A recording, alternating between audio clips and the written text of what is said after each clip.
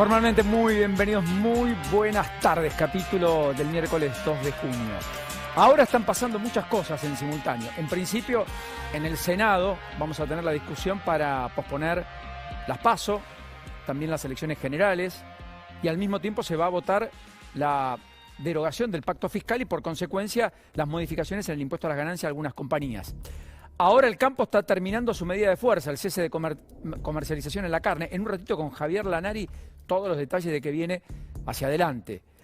A esta hora hay un corte en el puente internacional en La Quiaca con Bolivia, un bloqueo en el paso fronterizo, en la ciudad boliviana de Villazón.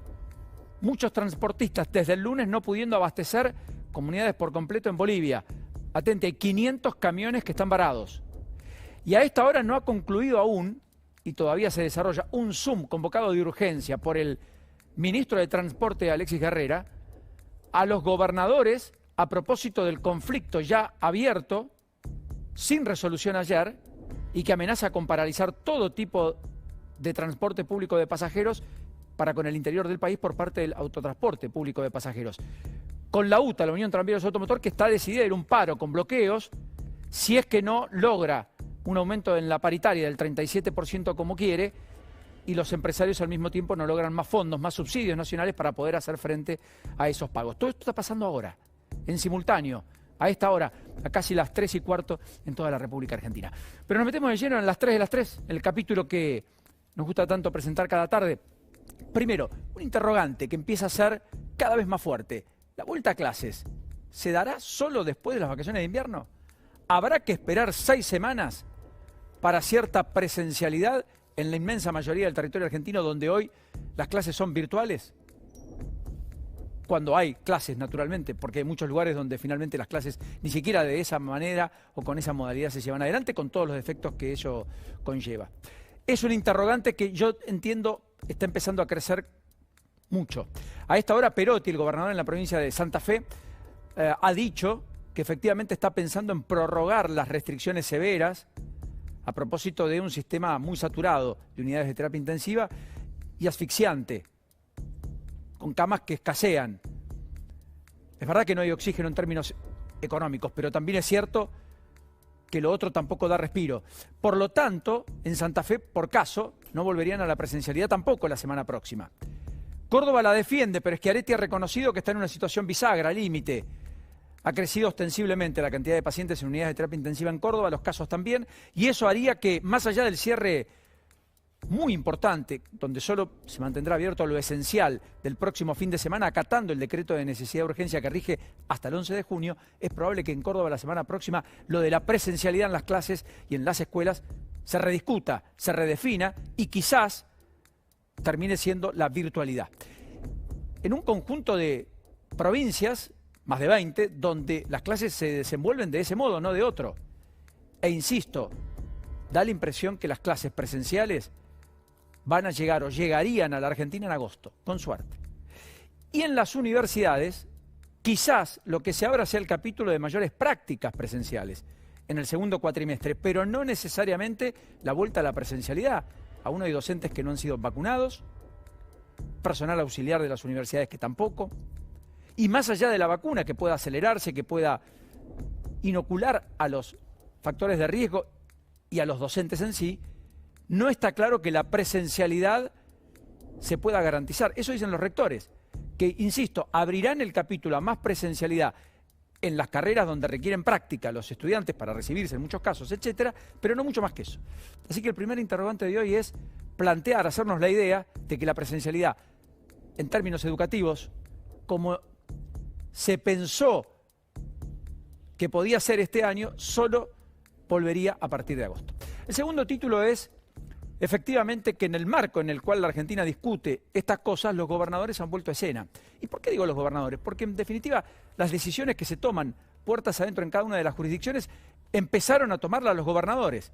Mientras vemos lo que está pasando en el Senado, en uno de los recuadritos, y cómo se transita a esta hora el Obelisco en la ciudad de Buenos Aires. Y los gobernadores, ¿por qué vuelven un poco a escena? Porque todos y cada uno empiezan a jugar su partido. Schiaretti hoy defendió al campo, dijo los cordobeses somos gente de pelea y peleamos por producir más. en medio de las restricciones que ya había objetado Schiaretti, que el gobierno nacional impuso a las exportaciones de carne. También lo había hecho el propio Perotti, que también sale a jugar su propio partido y enfrenta la pandemia desde su propio lugar. Otros gobernadores, Mansur hoy tendrán ley para poder ir a comprar vacunas, la legislatura se lo va a aprobar en Tucumán. Mañana la legislatura en la Ciudad de Buenos Aires le aprobará probablemente Horacio Rodríguez Larreta ese instrumento por el cual Rodríguez Larreta también espera ir a buscar vacunas, esas que todavía faltan, pese a que están acelerando el ritmo a pasos agigantados. Así que los gobernadores empiezan a jugar su propio partido y empiezan a tener un grado de trascendencia mayor. No se las da el presidente, lo empezaron a incorporar ellos, porque empiezan a jugar la propia. En la elección de medio término también ellos juegan su propio futuro electoral de cara al futuro. Y cada uno con sus propias particularidades.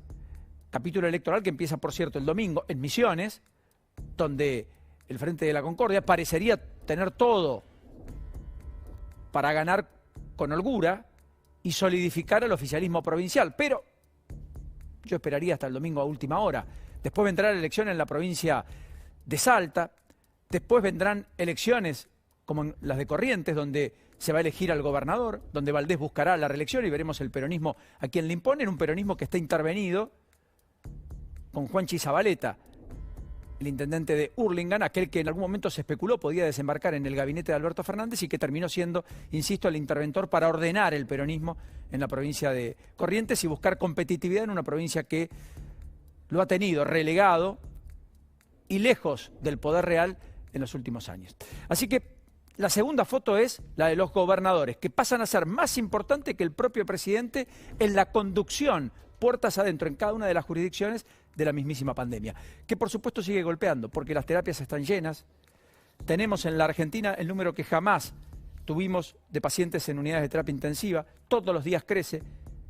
Ayer el dato fueron 7.417 camas ocupadas con pacientes COVID, casi 100 más de las que teníamos cuando ayer nos encontrábamos por la tarde. Ya el sistema en el interior está más ocupado que incluso en la zona del AMBA, 78,1% en promedio, 77,3% en capital y conurbano. Acá, cuando uno dice 78 promedio, como siempre les digo, implica que en algún lugar hay mitad de camas ocupadas, mitad desocupadas, y en otros lugares no hay camas. Y eso es lo que está llevando incluso efectivamente a decesos en la Argentina. Ayer fallecieron 25 pacientes en la provincia de Neuquén, provincia que está con un nivel de ocupación en unidades de terapia intensiva del 100% en la ciudad capital, pero también en muchos lugares del interior.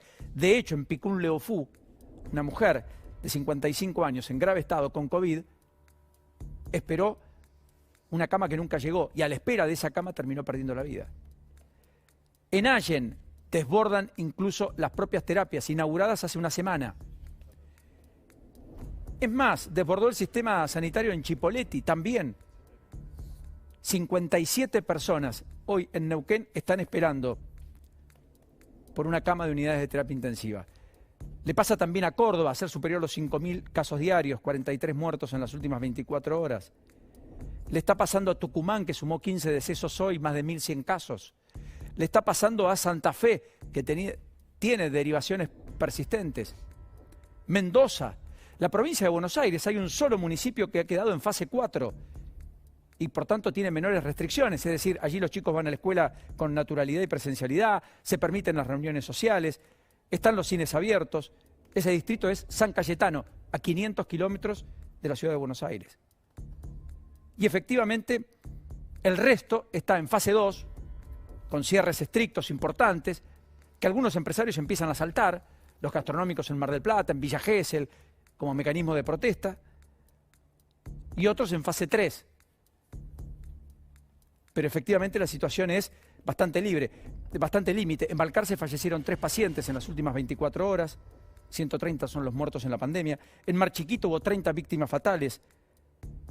En total, ayer se produjo la última. Coronel Suárez tiene 80% de positividad en los test. No hay camas y hay derivaciones a Puan o a distritos adyacentes como Benito Juárez. Necochea tiene más de 2.100 casos activos. Triplicó la cantidad de casos activos en los últimos 14 días. Durante solo el mes de mayo, inclusive murieron 40 personas en Necochea. muy cerquita de la ciudad de Mar del Plata, que también tiene un sistema cada vez más estresado y donde se supone que la situación podría complicarse porque están con más de 400 casos todos los días. Solo para mostrar alguna geografía ampliada de la Argentina. El sistema está estresado incluso en Formosa, donde hay más del 92% de capacidad en el sistema de unidades de terapia intensiva ocupados, o en Chubut, donde se han vuelto a restringir severamente la circulación de personas, la actividad comercial, etcétera, en distritos como Puerto Madryn, o Trelew, o Rawson, en las últimas horas. Así las cosas, los muertos son ya una cifra dantesca per se. Cada uno es muy importante, pero tener 78.000 es dramático. Terminar probablemente en 100.000 cuando la pandemia la demos vuelta será parte de lo que habremos transitado y muestra a todas luces de qué estamos hablando. ¿Qué es lo que lo resuelve? La mayor cantidad de vacunación. Y ahí está la expectativa y allí está la esperanza. Y allí están algunas buenas nuevas. Por caso, ayer se vacunaron más de 300.000 personas en un día. Ojalá se logre mantener ese ritmo. Implicaría poder vacunar a 6,5 millones de personas por mes. O por lo pronto, inyectar 6,5 millones de dosis. Están llegando además, esta semana, casi 2 millones adicionales de vacunas. 950.000 de Sputnik, 900.000 de AstraZeneca. Partió un nuevo vuelo a Sputnik, 800.000 traerá mañana. Habrá un segundo vuelo que traerá 400.000 dosis del segundo componente, ese que tanta falta hace. Recuerden que, miren, solo 14%, 1 de cada 7 de los que recibió la primera dosis de Sputnik, solo 1 de cada 7 recibió la segunda. Y en muchos casos la ventana de 90 días está venciendo este mes de junio, por lo tanto es indispensable que Argentina cuente con al menos 1,5 millones de dosis de Sputnik para poder cumplimentar esa vacunación completa, en muchos de los casos pacientes de riesgo y efectivamente de alta edad. Más allá de eso, se especula con 2 millones adicionales para este mes de junio de Sinopharm, 4 millones para el año próximo, pero Bisotti no pudo confirmarlo en la conferencia de prensa que dio en el día de hoy, poco ofuscada Bisotti por algunos temas que en un ratito voy a hablar. Y lo cierto es que, además de todo esto, el gobierno se encamina a anunciar formalmente el acuerdo con CanSino, vacunas que podrían estar llegando el mes próximo a la Argentina, y hoy se supo y se confirmó que Rusia aprobó la producción de Sputnik en el país. El Instituto Gamaleya confirmó el control de calidad satisfactorio de aquellos lotes que había enviado el laboratorio Richmond, que es quien va con el principio activo que se va a importar desde Rusia, de tanto el primer como el segundo componente, fabricar la vacuna aquí en la Argentina, cosa que va a ocurrir a partir del viernes y empezará a tomar cierto volumen, dicen, en los próximos 3 meses de cara a fines del año. Así las cosas, esta es la expectativa, que la ciudad logre rápidamente y el país vacunar a las personas que van a tener una inmunidad y al cual el virus le pegaría de una manera mucho más amigable. Permítanmelo poner en esos términos. La ciudad de Buenos Aires ya abrió la inscripción a los mayores de 18 con factores de riesgo, con enfermedades previas, preexistentes. En Córdoba se sigue vacunando a los mayores de 45. Esta semana empiezan a vacunar a los mayores de 40. Se abrió la inscripción para vacunar a los que tienen entre 50 y 59 años con factores de riesgo, sin factores de riesgo en Río Negro, 50 a 59 años. Mendoza habilitó la vacunación a cualquier persona mayor de 50 años con riesgo o sin riesgo. Mendoza, hoy. En Rosario estiman que en 10 días empiezan a vacunar a menores de 60 años sin comorbilidades, teniendo en cuenta que las vacunas que llegaron de AstraZeneca la han usado como segunda dosis en la provincia de Santa Fe. Y en Neuquén abrieron la inscripción también para los mayores de 50 años sin comorbilidades, teniendo en cuenta que ya más del 90% de la población objetivo a vacunar con factores de riesgo ya tiene una dosis. El 70% de las fuerzas de seguridad ya también fue vacunado. Mañana están llegando 31.000 nuevas dosis. Y el gobernador confirmó que está destinando vacunas, firmando convenios con gremios, a los petroleros, los transportistas y otros sectores esenciales. ¿Quiénes? Repositores de un supermercado, cajeros de un supermercado, que nunca dejaron de ser esenciales, que siempre trabajaron y que siempre estuvieron expuestos también al riesgo de contagio. Y que habían pedido todo esto. Bueno, lo concreto es que finalmente todo parece tomar un cauce. Dios quiera que eso llegue. El tiempo que se perdió, ese tiempo tan precioso, es irrecuperable. Las víctimas hablan por sí mismos. Los enojos corren por cuenta de otros. Y si no, escuchen, Bisotti, cuando intentaba explicar el tema Pfizer, entre otras cosas decía esto. Usted habló de grieta, uso político, que bajen la intensidad de los partidos políticos frente a la vacunación. ¿Cómo impacta la difusión de este tipo de información en el imaginario colectivo y en la eficacia de la vacunación? Y si para ustedes ya es un caso cerrado este. No, nos gustaría que sea un caso cerrado, pero la verdad es que ya a esta altura creemos que va a seguir sucediendo. Lo que nosotros necesitamos también transmitirle a la oposición es que todo el tiempo que estuvimos trabajando con COVAX y con todos nuestros equipos para desmentir esta barbaridad, lo perdimos de seguir trabajando para acelerar la llegada de vacunas a Argentina o para llegar a más acuerdos, tanto nosotros como COVAX, para poder proveer vacunas a toda la región. Entonces llega un momento en el cual hay que decir las cosas como son realmente y explicarle a la población que realmente está cansada, realmente está angustiada, realmente tiene mucha incertidumbre y lo único que hacen estas situaciones es agregar enojo, angustia e incertidumbre. Entonces, nosotros, por supuesto que esto está por cerrado porque lo acaba de mandar la persona que hizo el Zoom, lo acaba de publicar el mecanismo COVAX en su página web, pero lamentablemente el daño está hecho porque quien lo escuchó ayer, quien se enojó ayer, por ahí no escucha esto. Entonces el problema es ese, el problema es seguir sumando angustia y enojo cuando es absolutamente falso que Argentina haya rechazado una vacuna, que Argentina no quiera comprar Pfizer o que Argentina no esté trabajando para comprar la vacuna de Pfizer. Así que nosotros, esto está cerradísimo, no hay ninguna duda, pero por eso digo, no nos van a correr un centímetro de nuestro trabajo y vamos a aclarar y desmentir todas las cosas que sean necesarias. Primero lo quise compartir con ustedes para que el enojo de ayer, si Bisotti lo convence, lo cambie. No puede estar un caso cerrado porque nunca fue explicado. Uno cierra los casos cuando, con evidencia, lo explica. No cuando no se muestran los papeles, no se cuenta por qué. Porque al final del día lo que no hay son las vacunas de Pfizer, que pudieron ayudar a las de Modena, las de Janssen y tantas otras, Moderna.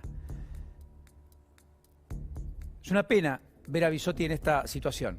Porque además el titular del fondo COVAX para la región, que dio cuenta en algo que era bastante público, que Argentina había optado por AstraZeneca y no por Pfizer, después se desdijo hoy en una carta que le envió personal a Bisotti, cuidando su propio cargo. Pero lo dicho está, y fue muy claro. Definitivamente muy claro. Bisotti no debería enojarse, debería explicar. Debería ir, si fuera confidencial, a la comisión en especial del Congreso para que la oposición se notifique de qué es lo que ocurrió.